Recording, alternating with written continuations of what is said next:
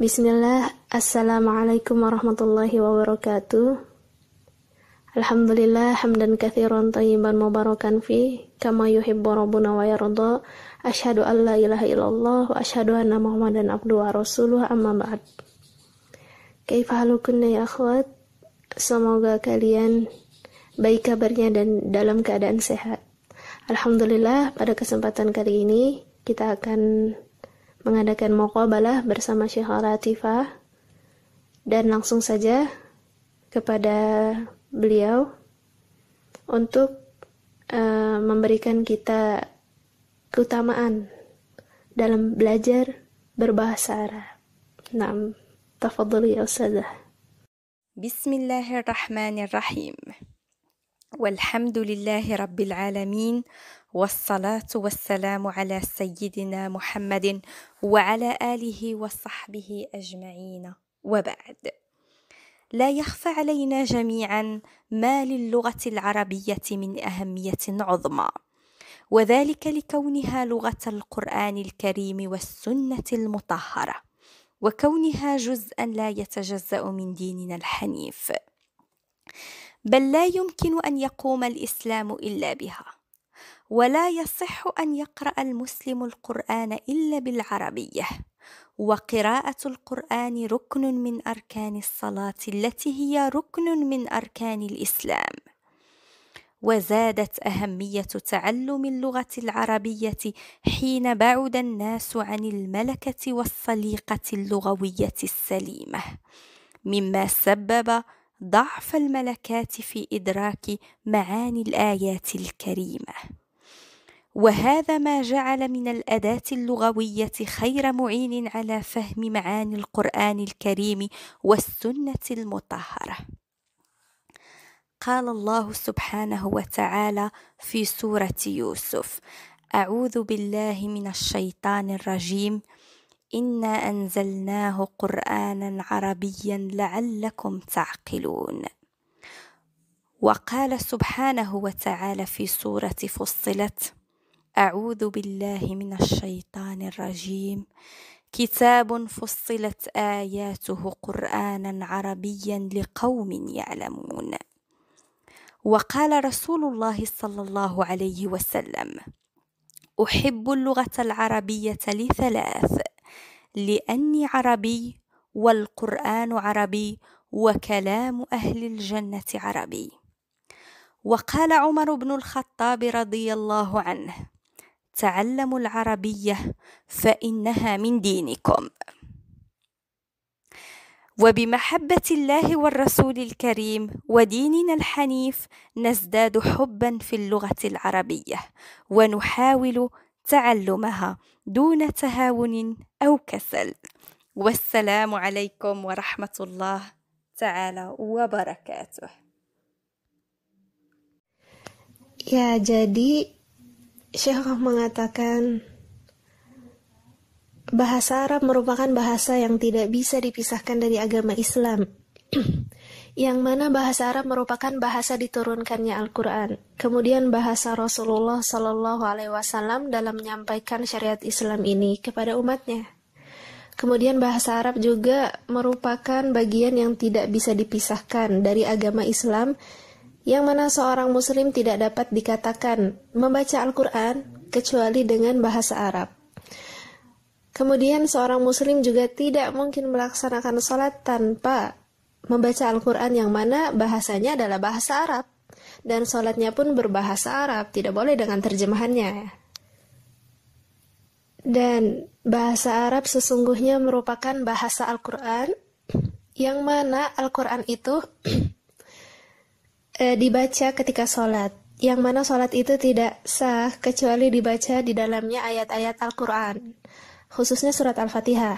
Dan surat Al-Fatihah pun harus dibaca dengan bahasa Arab.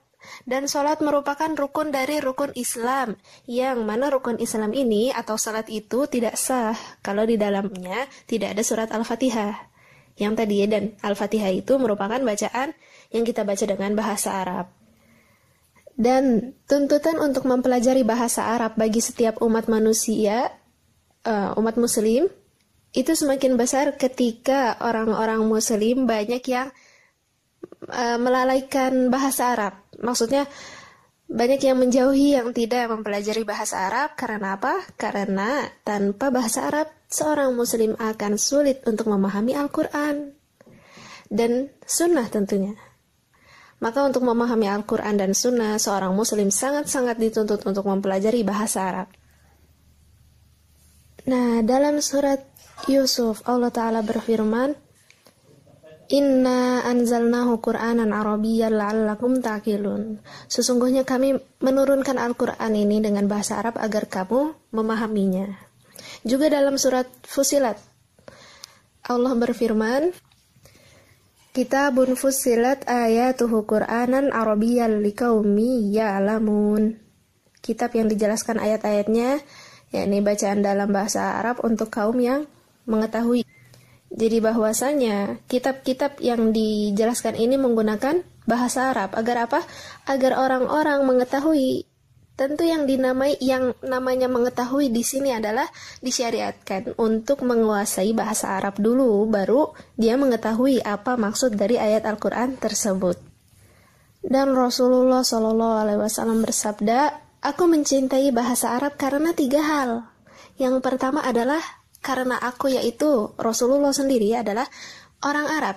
Kemudian karena Al-Quran adalah bahasa Arab. Kemudian karena bahasa Arab juga bahasa penduduk surga. Dan Sayyidina Umar radhiyallahu an berkata, pelajarilah bahasa Arab. Karena bahasa Arab merupakan bagian dari agama ini.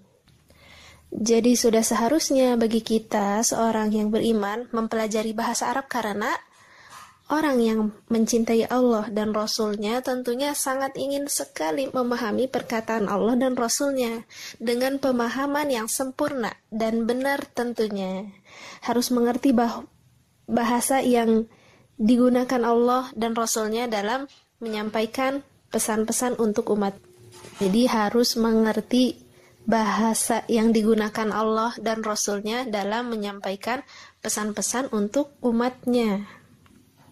Nah, oleh karena itu, wajib bagi kita seorang muslim, ya, sangat dianjurkan kepada kita untuk mempelajari bahasa Arab tanpa rasa malas dan tidak ada rasa untuk meremehkan. Jadi harus diperhatikan untuk belajar bahasa Arab.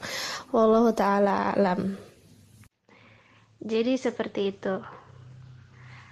Sekarang kita akan sambung ke acara selanjutnya, yaitu adalah tanya jawab.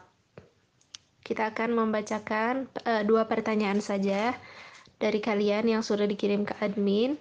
Pertanyaan pertama, Bismillah Syekhoh, Ana suka banget sama bahasa Arab, tapi Ana susah untuk memahami bahasa Arab, males merojah juga, susah untuk berbicara bahasa Arab. Padahal sudah berkali-kali belajar bahasa Arab, belum berhasil sampai sekarang. Harus bagaimana ya Syekh?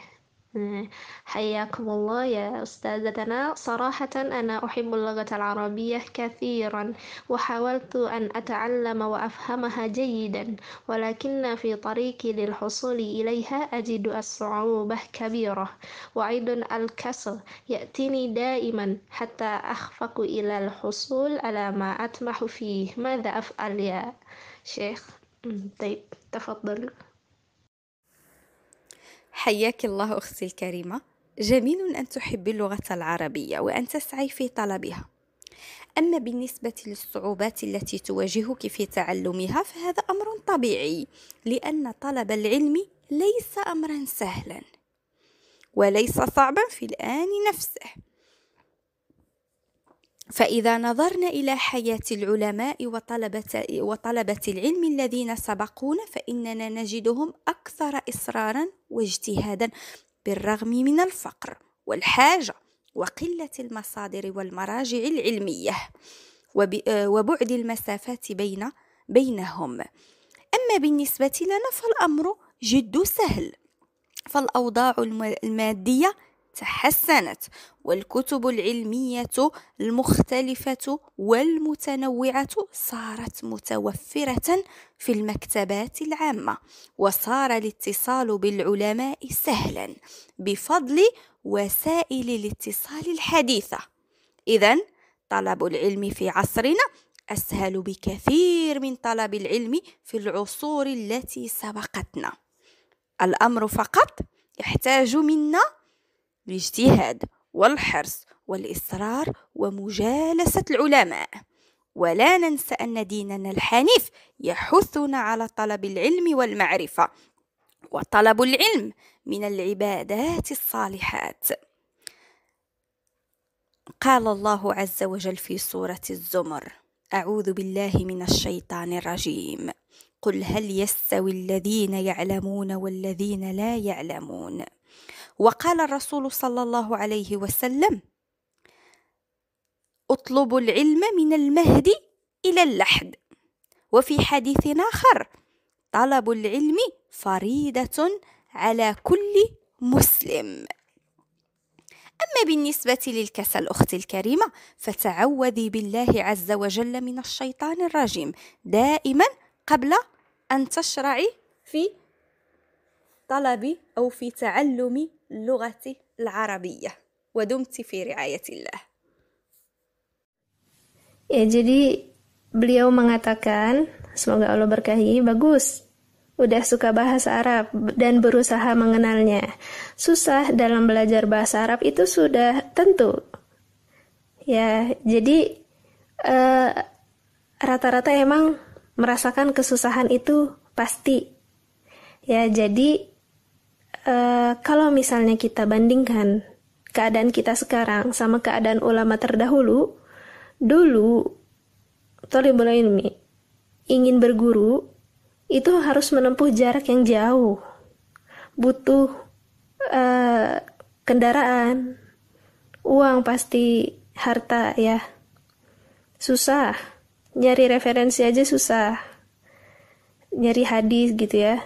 Kalau kita sekarang, keadaan kita sekarang alhamdulillah Allah berikan akses internet, PDF banyak ya. Jadi ahammu syai', intinya murid itu di zaman dahulu tidak seperti kita yang sekarang.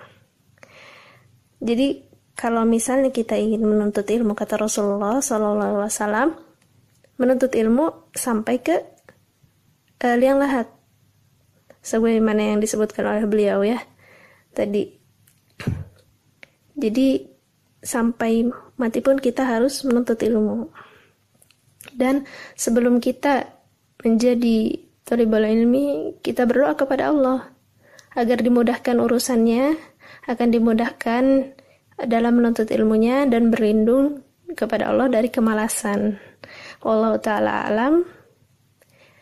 Mungkin pertanyaan yang dijawab hanya ini ya, satu.